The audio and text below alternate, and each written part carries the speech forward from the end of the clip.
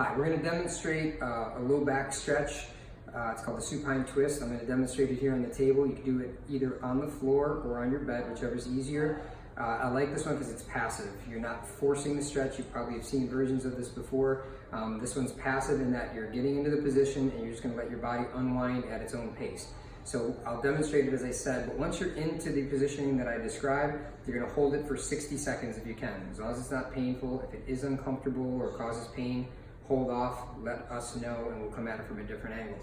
But if it's comfortable, you're going to hold it for the 60 seconds on one side, slowly release, turn over, do the same exact setup on the other side. So basically what we're going to be doing is on your side, knees in line with one another. You're going to use your arm as kind of the counterweight, and you're going to rotate your whole upper body and torso as you keep your knees and your hips and pelvis in line. As you do that, you'll find as you breathe, it'll rotate more and more. It does not matter if it makes it down to the floor or the bed. We just want to slowly let that unwind at your own pace. If you want to have a pillow under your head as you do this, that's absolutely fine. The key is making sure there's a pretty straight line from your arm, shoulder, and chest. We don't want your arm to break the plane of the shoulder and start to strain on this. We don't need to add any irritation or tension to that area.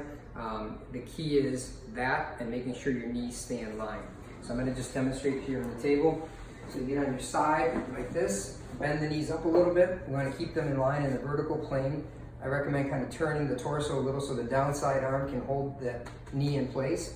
The other arm goes straight up towards the ceiling, and you're just going to slowly rotate your whole torso until you feel resistance. So I feel it right there, and you're just going to relax and breathe.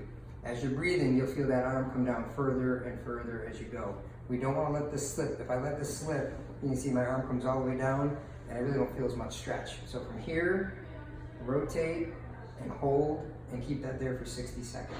After the 60 seconds, set up the same exact way on the opposite side and do that. You may find one side has much more flexibility than the other. That's the idea for this, is to create that symmetry. So give that a try, and if you have any questions, let us know.